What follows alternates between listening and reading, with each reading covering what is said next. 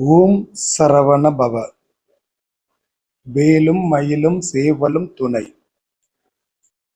என் பிள்ளையே, சிலருக்கு கர்மவினை அவர்களுக்கு மிகவும் பிடித்த விஷயத்தின் வழியாக நடக்கும்.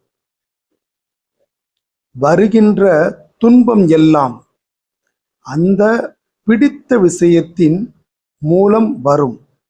அது ஒரு வேலை, தொழில், உறவு, பொருள் அல்லது உணவாக இருக்கலாம்.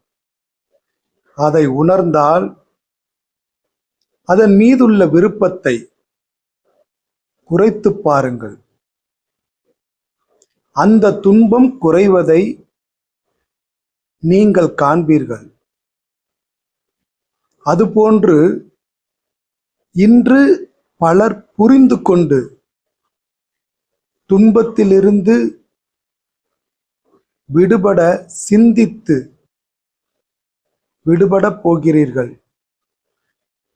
ஆசைப்படுவதன் வழியே வரும் துன்பம் குறையும். அதாவது தீவிர பற்றை கொஞ்சம் குறைத்து பாருங்கள். துன்பம் குறைவதை கண்ணால் காண்பீர்கள். இது எளிதல்ல. கொஞ்சம் சிந்திக்க வேண்டும்.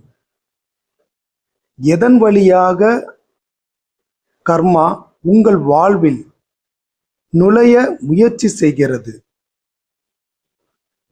என்பதை சிந்தித்து அதில் கொஞ்சம் மாற்றம் செய்தால் வாழ்க்கை சரியானபடி செல்லும்.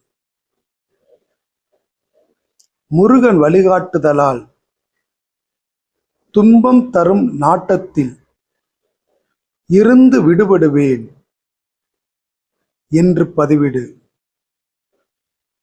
துன்பத்திலிருந்து விடுபடுவீர்கள்.